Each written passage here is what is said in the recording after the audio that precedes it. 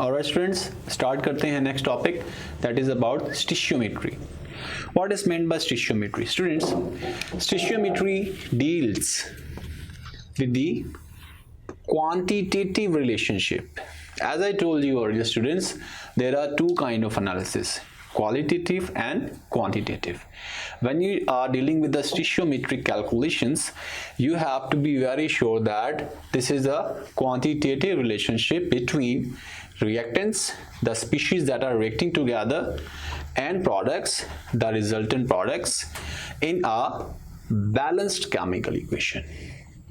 यहाँ पर दो तीन पॉइंट्स आपने माइंड में रखने हैं जो कि पूछे भी गए हैं बेटा in the MDCAT paper. Which laws are obeyed while doing the stoichiometric calculations? So students, आपने याद रखना है if you are dealing with the stoichiometric calculations that law of mass action and second we have law of definite proportion. These two laws are obeyed while dealing with the stoichiometric calculation. Okay, and in this you have to be very clear that all the reactants are converted into products. The reaction is irreversible and there is no side reaction. So हम ये कह सकते हैं that stoichiometric calculations are only confined for the irreversible reactions, and for the reversible reactions these calculations cannot be done. All right, so we have three kind of relations in the stoichiometric calculations. First, mass against mass. Second, we have mass against moles, and third one we have mass against volume. If you see that the relationship tells us that if the mass of the reactant is given, you can find out the other component related to the mass, and you can also find the number of moles by using the calculations of the mass. And last, volume can also be find out by using mass or vice versa. If volume is given, you can find out the mass. Okay, move करते हैं बेटा MCQs की तरफ, क्योंकि बेटा MDCAT में जैसे मैं साथ साथ आपको गाइड कर रहा हूँ, you have 110% focus on the basic tools of the MCQs, how to solve them. You will never ask to write the whole long question. आपको ये stoichiometry के बारे में long question नहीं आना, आपको इसके rules के बारे में पता होना चाहिए ताकि आप MCQs को solve कर सकें. Okay, so statement is we have 27 gram of aluminium is given and is reacting with the how much mass of oxygen. हमें oxygen का mass जो है वो देखना है to produce aluminium oxide. In this you can see mass of aluminium is given. Okay, how much mass of oxygen? हमें किसका mass निकालना है? Oxygen का mass निकालना है to produce the aluminium oxide. Okay, if I write equation here students, you can see that we have 4 moles of aluminium react with oxygen to get aluminium oxide. Okay, now see, 4 moles of aluminium are reacting with 3 moles of oxygen. Okay, and if we write about 1 mole of aluminium, so we get 3/4, because the question is about how much. We have to find out the mass of oxygen. If this question is about moles, answer is 3/4 moles, but the question is about the mass. So students, we have to multiply it with the oxygen mass, that is 32. So we have 8 into 3, that is 24. So बेटा हमारा answer जो है वो क्या बनेगा 24. अब इसी MCQs को वो मास वर्सेस मास, मास वर्सेस मोल्स या मास वर्सेस वॉल्यूम के बारे में पूछ सकता है। ओके बेटा, इसी को अगर फर्दर मूव करते हैं about the limiting reactant. Limit, controlled. Limiting reactant is a reactant that consume earlier, that control the amount of products, okay, and that is used to calculate the yield. Alright, यानी हम जितने भी calculations करते हैं बेटा उसमें इसी को यूटिलाइज किया जाता है। ओके, सो लिमिटिंग रिएक्टेंट जो है, जैसे मैं आपके सामने एग्जांपल लिखता हूं बेटा, A is reacting with B to get C. Now try to understand the MCQs. अगर आपसे पूछा जाता है बेटा, क्योंकि ये पोर्शन में से एमसीक्यूज पूछे जाते हैं, ओके, और बहुत बच्चे कंफ्यूज होते हैं कि sir how to find the limiting reactant. Now you can see that 1 mole of A is producing 1 mole of C. Alright बेटा, and if you see 2 moles of B is producing 1 mole of C. If I write like this, A versus C and B versus C. Here it is clear from the equation that we have 1 versus 1 ratio. We have 2 versus 1 ratio. Okay. So for 1 mole of B, we get 0.5 mole of C. Now students, very important point. Now see the difference. If equal amounts of A and B are taken, which will be consumed earlier? This one. Because for 1 mole we are getting only 0.5. So in this format we can see that this B is producing less amount of C. The same amount if we take about the A, we get the 1 mole of C. So in this equation B is our limiting reactant that consumes earlier. Alright, so steps की तरफ आते हैं बेटा। In this we have 3 steps.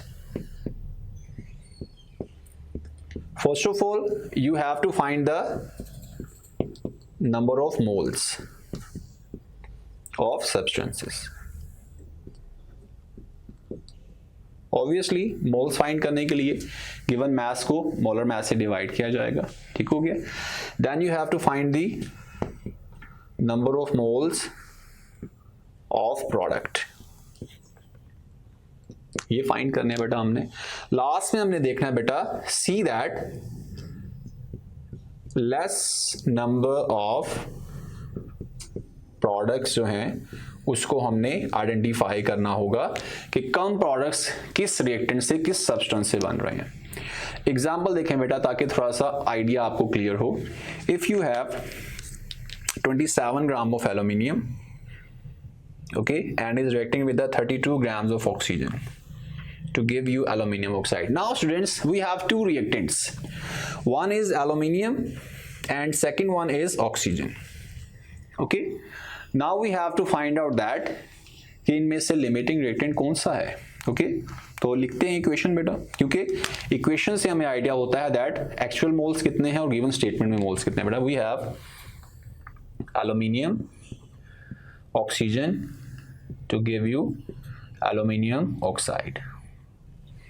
Now if you see that बहुत ही sharply इसको बेटा आपने observe करना है, बहुत ही की पॉइंट है। देखें बेटा 27 तो मास होता है एल्यूमिनियम का, ओके, 32 जो है बेटा ये ऑक्सीजन का मास है। So if I split this understanding के लिए बेटा, तो एल्यूमिनियम और साथ में बेटा हम क्या लिखते हैं, एल्यूमिनियम ऑक्साइड। ओके, और अगर मैं इसको बेटा यहां पर लिखूं ऑक्सीजन और साथ में aluminium oxide. So when you take 4 moles of aluminium, you are getting the 2 moles of aluminium oxide. Okay, balance equation को देखेंगे. ओके, और बेटा इसको 1 मोल के लिए करेंगे तो इसको डिवाइड करेंगे बेटा, तो ये हमारे पास 0.5 आ जाएगा, बिकॉज दोनों तरफ आपने जो है वो 4 से डिवाइड कर दिया. For 1 mole of aluminium we are getting the 0.5 moles of aluminium oxide. अब इसी इक्वेशन को बेटा आप करें ऑक्सीजन के लिए. 3 moles of oxygen are giving you 2 moles of aluminum oxide, so 1 mole will give you 2/3. Okay बेटा, सो इसमें बेटा अगर हम कैलकुलेशन करें तो हमारे पास 3/2, ठीक है, हमारे पास ये आ जाएगा 0.6. ओके, तो मुझे ये बताएं बेटा कि ये आ रहा है 0.6. ओके, और अगर हम एल्यूमिनियम को देखें बेटा, तो एल्यूमिनियम के केस में ये मैंने जब डिवाइड किया 2/4 तो हमारा आंसर 0.5 आया. तो लेस अमाउंट इस इक्वेशन में बेटा जो हमारे पास लेस अमाउंट ऑफ प्रोडक्ट बनती है वो बेटा किसके लिए बन रही है? वो बन रही है बेटा एल्यूमिनियम के लिए बन रही है. यही हमारा जो है वो क्या होगा? लिमिटिंग रिएक्टेंट होगा. बट हमें एल्यूमिनियम ऑक्साइड जो है उसकी बेटा अमाउंट भी फाइंड करनी है कि वो कितना बनेगा इसमें. तो हमें इसको अब इग्नोर करना है, ऑक्सीजन को इग्नोर करें, ये एक्सेस में है. एल्यूमिनियम हमारा लिमिटिंग रिएक्टेंट है. 0.5 हमारे पास मोल्स बन रहे हैं एल्यूमिनियम के, ठीक है. एल्यूमिनियम ऑक्साइड को बेटा देखें, अगर हम एल्यूमिनियम ऑक्साइड का जो हमारे पास मास आता है, ठीक है, दैट इज 27 होता है बेटा एक एल्यूमिनियम का. Okay, we have total mass 102. तो अगर हम इसको कैलकुलेट करें बेटा 102 बनते हैं फॉर 1 मोल, मगर 1 के अगेंस्ट इसके 0.5 मोल्स आ रहे हैं. दैट मीन्स 102 को 0.5 से मल्टीप्लाई कर दें, हाफ कर दें इसको, we get our answer, that is 51. So what is key point here? The key point is first you have to identify the limiting reactant and next you have to do the further calculations. और yield में भी हम बेटा क्या करते हैं, simple, you have yield means कि कितना प्रोडक्ट बना है, जो एक्चुअल yield है उसको डिवाइड करते हैं थ्योरेटिकल yield से बेटा और मल्टीप्लाई कर देते हैं बाय द 100. सो लास्ट बेटा मूव करते हैं कंसंट्रेशन यूनिट्स की तरफ. जैसे मैंने स्टार्टिंग लेक्चर में बताया था, these concentration units belongs to chapter number 9, unit 1 का पार्ट बनाया गया है इसको. In the concentration unit we have to see the ratio of solute to the ratio of solution. Okay, we have 4 types there. First of all we have weight by weight percentage. Next we have weight by volume percentage. Next we have volume by weight percentage, and last we have volume by volume percentage. In all this calculation only the units are changed. When you are taking the mass you will use the units of grams, and volume you will use the cm. And let's see the formula. Like if you are taking about the weight by weight percent, we have mass of solute over 100 parts of solution, mass of solution बेटा ये लिया जाएगा इसमें. And because we are dealing with the percentage composition, so multiply किसे करेंगे बेटा 100 से करेंगे. ओके, तो यहां पर ये बात आप याद रखनी है, दिस इज सॉल्यूशन. अगर उसने सॉल्वेंट दिया हुआ है बेटा तो आपको क्या करना है कि सॉल्यूट और उस सॉल्वेंट के मास को सम करके यहां पर वैल्यू पुट करनी है, यहां पर सॉल्यूशन की वैल्यू आ जाएगी. Okay, now let's see the MCQs. MCQs that 2 gram of NaCl is dissolved in 20 gram of water. Now compare, water is a solvent, this is not solution. हमने निकालना है percentage mass over mass. बेटा we have 20 gram of water, इसमें ये add कर दें 2 grams, तो 2/22 आ जाएगा। मल्टीप्लाई किसे करेंगे 100 से, this is 11 and this is approximately 9 हमारे पास आ जाएगा। सो आंसर हमारा बनेगा अल्फा। अगर कभी बेटा आपको परसेंटेज जो है कैलकुलेशंस में देखना है कि गिवन अमाउंट को सोल्यूट सॉल्वेंट में ऐड करना है या नहीं करना, तो आपने फोकस कर देना है कि स्टेटमेंट में सोल्यूशन दिया हुआ है या सॉल्वेंट का।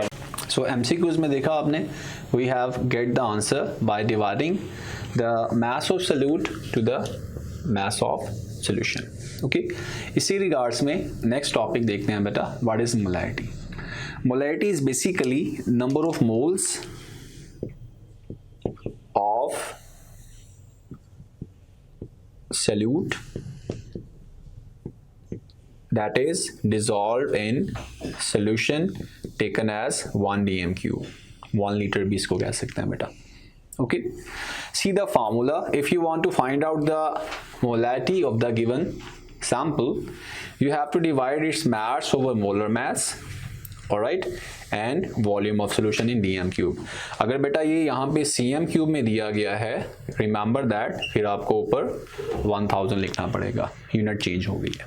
okay, and if percentage is given, then you have to multiply by 10 divided by molecular mass. like अगर वो कहता है कि बेटा आपके पास 10% जो है NaOH दिया हुआ है, तो आपको क्या करना है स्टूडेंट्स, परसेंटेज उसने 10 दे दी है, 10 इंटू 10 क्या आएगा स्टूडेंट, 100 आएगा। ओके, और NaOH का जो मोलेकुलर मास है दैट इज 40। इस तरह आपने इसको प्रोसीड करना है बेटा, ठीक है। 2 पॉइंट समथिंग हमारे पास आंसर आ जाएगा। Now see the MCQs. बेटा 4 ग्राम NaOH is given in 100 cm cube of a solution. You have to find out the molarity. See this formula. 4 gram, this is the mass. NaOH अभी बताया बेटा इसका molecular mass कितना होता है 40। Volume is given 100, सो हमें यहां पर देखना है वॉल्यूम cm क्यूब में दिया हुआ है 100, सो हमें ऊपर 1000 से मल्टीप्लाई करना है क्योंकि यूनिट यहां पर सेंटीमीटर क्यूब यूज हो रही है। Now cancel out, cancel out. What will be the molarity? 1 will be the molarity. And last student, mole fraction. Mole fraction of a substance can be find out by dividing the number of moles. ठीक है, like हमने एक example ले लेते हैं, A है और B है। अगर हमने A का बेटा मोल फ्रैक्शन फाइंड करना है तो डिवाइडिंग हम करेंगे, dividing the moles of A to total number of moles। हम क्या करेंगे बेटा, A के मोल्स फाइंड करेंगे और A और B के मोल्स से उसको डिवाइड कर देंगे, that will be the mole fraction of A। Okay, और इसका जो सम होता है बेटा याद रखना है, that is equal to unity, और इंडिविजुअल का बेटा हमेशा जो है आंसर जो होगा वो 1 से कम आएगा। Let's take an example. We have 7 gram of nitrogen and 8 gram of oxygen. You have to find the mole fraction of oxygen. Now compare this MCQs with this topic. हमने ऑक्सीजन के बेटा मोल fractions निकालने हैं, तो हमें nitrogen के moles भी पता होने चाहिए, ऑक्सीजन के मोल्स भी पता होने चाहिए। हम क्या करेंगे, number of moles of oxygen को टोटल नंबर ऑफ मोल्स से डिवाइड कर देंगे। तो अगर हम बात करें बेटा 8 ग्राम ऑफ ऑक्सीजन के लिए अगर हम कैलकुलेशन करें 8/32, ये बेटा कितना आ गया 1/4.25 कहते हैं इसको। अगर हम यही करें बेटा फॉर द नाइट्रोजन 7/28, ये भी हमारे पास कितना आ रहा है 0.25 आ रहा है। ओके, तो अगर इसको कैलकुलेट करें बेटा, सो 0.25 फॉर द ऑक्सीजन, और अगर आप ये 1/4 नाइट्रोजन और ये 1/4 ऑक्सीजन को सम करें तो हमारे पास 0.5 आ जाता है बेटा।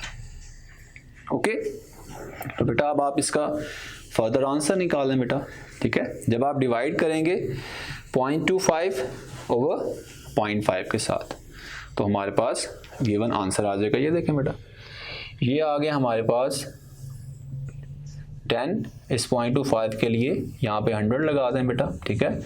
तो हमारे पास आ गया दिस वन, ठीक है।